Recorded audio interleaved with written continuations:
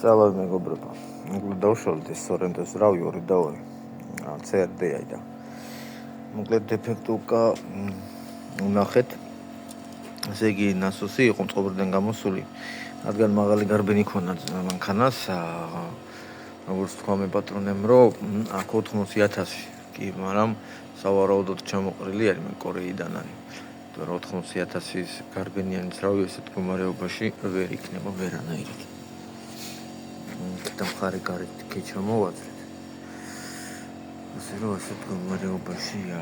მოკლედ, ნარაშე პორშინების ასეთ მდგომარეობაში გვაქვს სავარაუდოდ შევათანხმეთ ამ ყველაფერს მე პატრონისთან და პორშინებს შევცვლით. კლადიშევზე აღარ გვაქვს ლაპარაკი კულიცოებზე.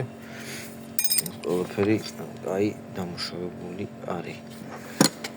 სტოპით არ იყო. კიდევ ერთხელ გახსენებთ, რომ ეს მანქანა შემოსული უბრალოდ ზეთის სიმსივე ჰქონდა. მაგრამ იარა, კაი ხანს რა. კაი ხანს იარა და აი ესეთი რაღაცა დაგვენაშთა კარტერში. ეს არის ყველაფერი ნაფრხვენები.